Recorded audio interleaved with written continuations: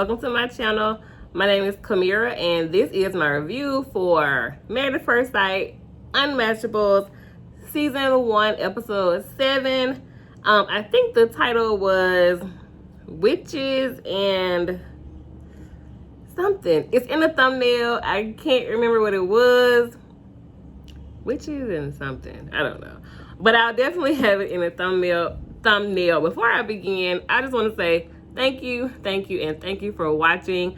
I wasn't gonna do Unmatchables, and I haven't really been seeing too many reviews, but two of the people that were actually on the show have commented and liked my video, so I said, you know what, let's keep it going. I'm actually enjoying it. It definitely is a switch from like Married at First Sight, you know, kind of being stressed out, kind of being annoyed on that show.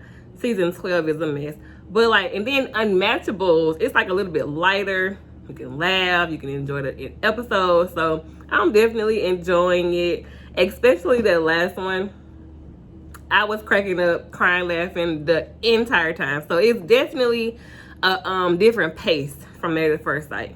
So yes.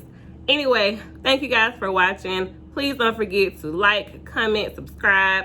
My goal right now is at least 100 subscribers, and I have a ways to go, to be honest. All right, guys, let's go ahead and get into the episode. In episode 7, I wrote a question at the top of my notes. Like, did these people really send in this as their audition tapes for Married at First Sight? Like, did you guys really think you were gonna get selected? And they're in Atlanta, like, so am I. I would have never known, like, I don't know. I would have never, like, crossed paths with some of these people. So it's, like, really interesting to, like, see what they're sending in. But okay. Let's get into the episode. In episode 7, we are introduced to Renice and Chaz. So Renice is a 34-year-old woman. She's into witches and vampires and Harry Potter. I've never read a Harry Potter book. Now, but one of my favorite movie series is Twilight. I can sit here and watch that stuff on repeat every day, okay? So I love that whole series. Twilight is my favorite. Sorry about that noise. She says she is into BDSM. That's like bondage and stuff, and submission, I think, stuff like that. Whips and chains. She wants to be dominated, basically, in the bedroom. She's used to taking the lead, and she doesn't want to do that in relationships. Okay, that's her thing. And we're also introduced to Chaz. He's 30 years old. It says he's obsessed with Christmas music, that he'll start dancing no matter where he is if a Christmas song comes on. I mean, that's quirky, but okay, that's not a big deal breaker, I wouldn't think, for anybody. He doesn't like short girls. He eats popcorn like every day. They said he's kind of like a college kid, and his house definitely kind of reflected that.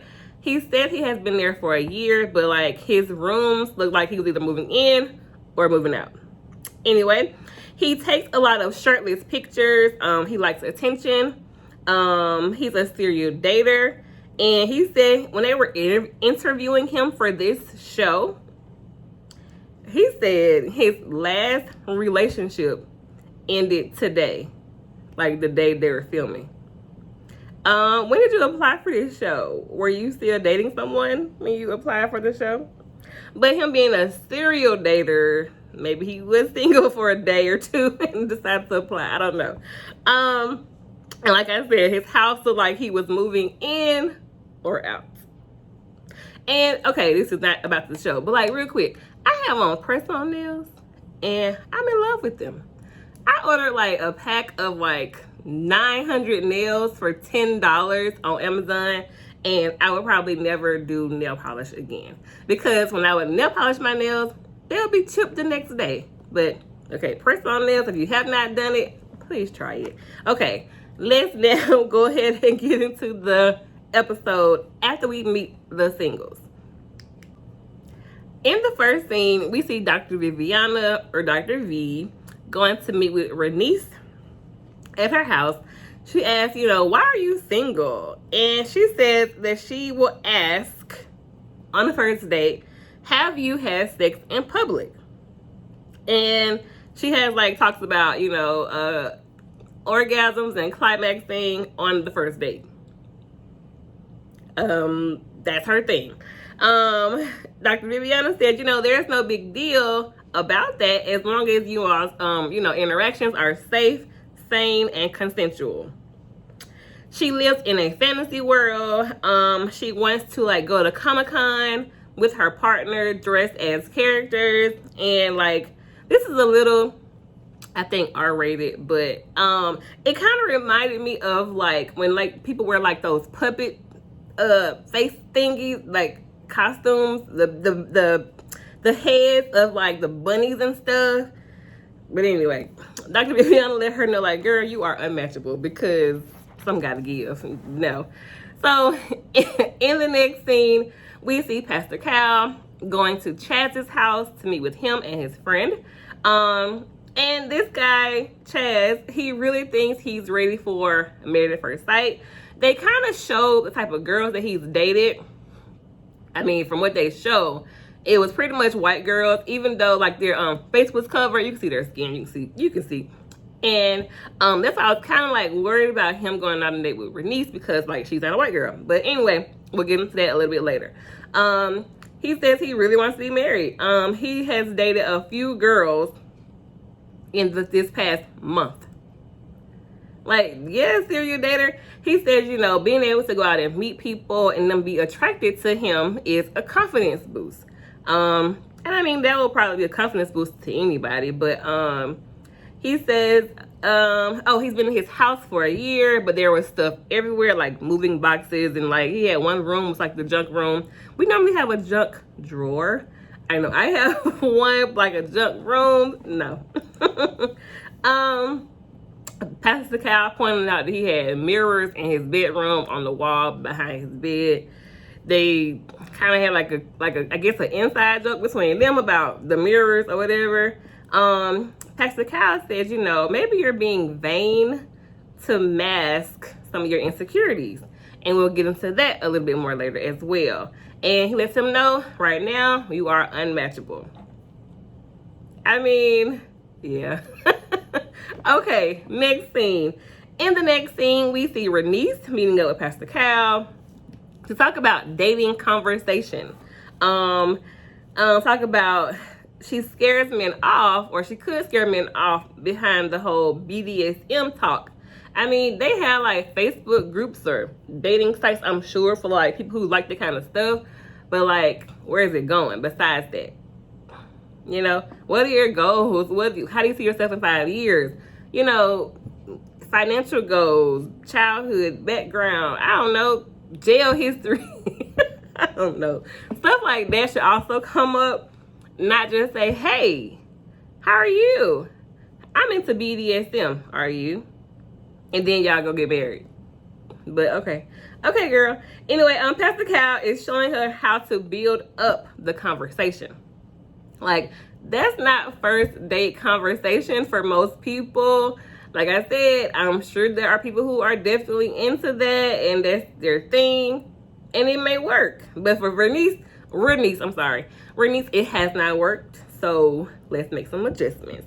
They invite 3 guys in, and the guys look confused by her picking the question. Okay, I'm sorry. Let me set the scene of what's going on. Pastor Cal is meeting with Renice. They have questions posted on the wall that are appropriate to kind of see how would she build up the conversation on the date. She gets into, the sex stuff, and the guys are looking confused. The guy says, her conversation would not put them in a headspace to think about marriage. Because like I just said, there's other things to consider besides, how you like sex or whatever. One of the guys says you can't turn a hoe into a housewife. She was like, I'm not a hoe. I just like certain things. I'm just like, girl, you may be coming off like that because these are guys who don't know you enough. You know what I'm saying? Like, girl, but I feel like she's kind of understanding. Because even Pastor Kyle says, you know, how are these questions going to get you somewhere long term? In the next scene, we see Chad and Dr. Viviana. They talk about his house and how, you know, he may be afraid to plant roots because, like I said earlier, his house looks like he's either moving in or about to move out. You can't really tell. And Dr. Viviana says, you know, your home should kind of match what you're looking for. It should be settled and attractive. She wants to redecorate his house. She does. She asked him to leave for a couple of hours. He comes back. The house looks different. It looks more, it's more homey. It has more warmth. You know, she wants to help him like plant roots, find some permanence. And, you know, he said he's afraid to be trusting and vulnerable. That'll come out again a little bit later. In the next scene, we see Renice and Dr. Viviana. They're in the woods. They have some witches come out. Some real life witches that I did not know existed, but okay. She wants to create a spell to find a husband. You know, Dr. Viviana, you know, that may not be her cup of tea, but she allowed for Renice to, you know, be in her world where she likes. She's trying to get to the reason why Renice seems overly sexual. They go through the chakras. Now, I don't know much about chakras, so please forgive me. They like put a stone over her body, and if it moves, that means that space is clear for you, or that chakra is clear. And if it doesn't move, that means that chakra is like blocked or something. So they were going through that process, and she did have some blockages.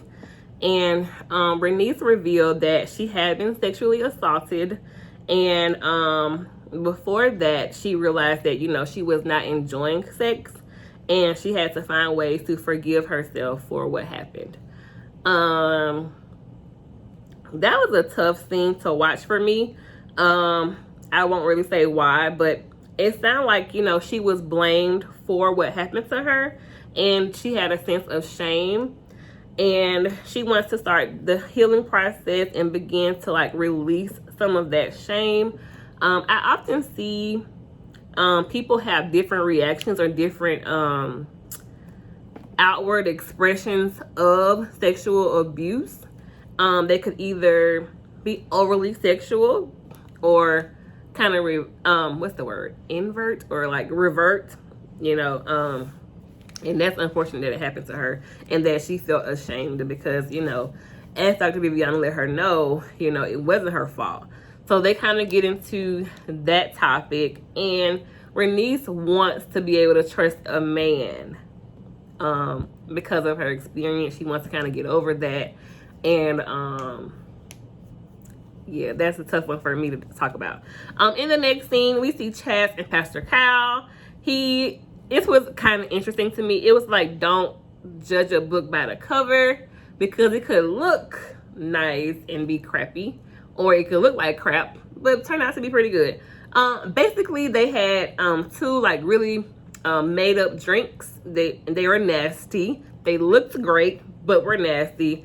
He had some pizza that looked nice, but was nasty. Donuts, but had toothpaste inside of them. And they wanted him to get out of being like so superficial, so based on looks. And, you know, it may look, like I said, look good on the outside, not be good on the inside. They had a cup made from, it looked like a toilet bowl. And it had like chocolate, maybe chocolate, I don't know what's a chocolate alcoholic drink. I don't know, but like maybe some hot cocoa or something inside of that toilet bowl cup. And it looked like crap, but he tasted it and it was the best thing on, you know, that menu or their table for that day. And he wants him to find the value of things without just looking at the physical, and like find the beauty outside of what you can see. basically. Okay? All right, you guys. So now it is time for the blind dates. And like I said earlier, I was a little worried because when we saw pictures of Chaz's exes, it was all kind of like smaller, petite white girls. So, you know, Renice was like, she wasn't big, but she was thick. And, you know, she was cute, but she was brown skinned. So I was just like, is he gonna like her? And Pastor Cal also said, I hope that he finds her attractive. So, blind date. They're at a bar. And at first, it was a little shaky there. I was just like, oh Lord, where this gonna go? But it you know, so she was worried that she'll bring up sex and that he wouldn't really try. Oh, that was the experts. They were worried that she'll bring up sex and that he wouldn't really try. He did bring flowers. It was cute. She said she likes most of her men bald and bearded. He was not bald. He did not have a beard. He was dark skinned. He had long hair. He had, like, I think, dreads. And a nose ring thingy. They had some whiskey. She wants them to kind of like take shots to kind of loosen him up. You could kind of see a little bit that Chaz was a little bit uneasy, a little bit uptight, and there was a lot of awkward silence. That could be editing, I don't know, but they had to kind of like warm up to the idea of like being on a date. He focused more on the drinks and food for a minute there, then getting to know Renice. He was asked, like, what do you like about Renice so far? And he was just like, a lot. Yeah, I like a lot about her. And, like, that's all he said.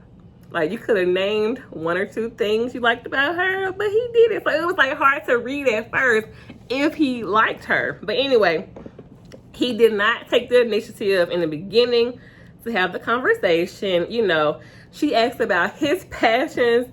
He said finance, which is one for me too. And like, look, I talk about my own life a lot. On my last date, I was on my phone checking my stocks.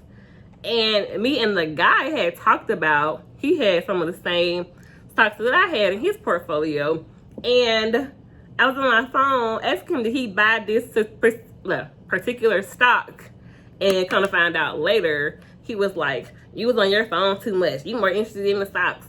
I was like, that was for like 5 minutes. But anyway, back to, I'm like, woosah. It's not about me. Anyway, she was like, you know, speaking of passions, I like witchcraft and fantasy.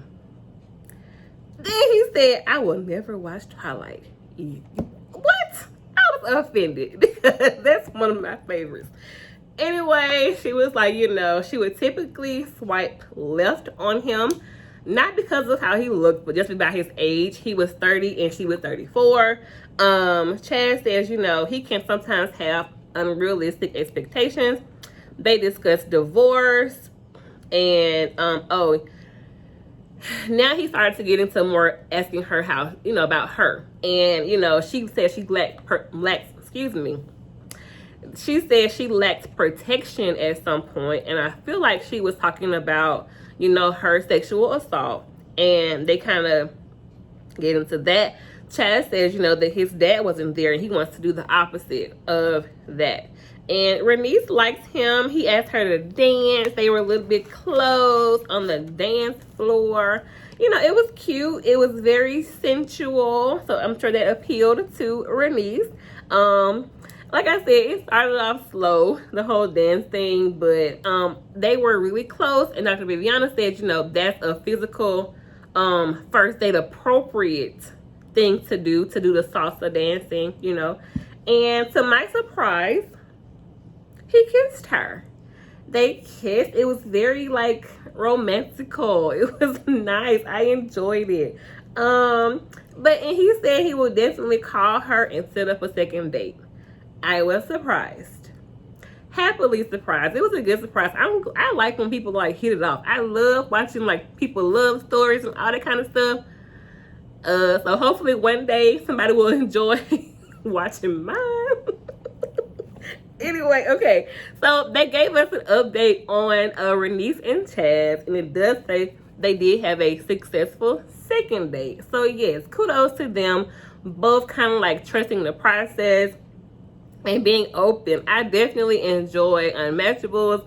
I enjoy the show. I enjoy like kind of seeing like people that send in audition tapes that we don't get a chance to see actually be on the show. So all around, I definitely enjoy watching Unmatchables. Yeah, all right, you guys, thank you so much for watching. This video may be a little bit longer than I wanted it to be, but I enjoyed it. I hope you all enjoyed it as well. Please don't forget to like, comment, and big one, subscribe. Subscribe. I am trying to get to 100 subscribers, and I'm gonna think about a cute little like intro, because, and I like rambling, I don't know, but I normally do like a class song with my students. We did one to like the Drake song, the instrumental, the Kiki, do you love me? I thought that was I did it you know, a kid version with my kids for our morning meeting intro. So I want to think about a way to do my YouTube intros. I might cut this out, me just talking, but I also might not. Anyway, you guys, thank you again for watching. I really appreciate it. All right, and I will see you all on the next one.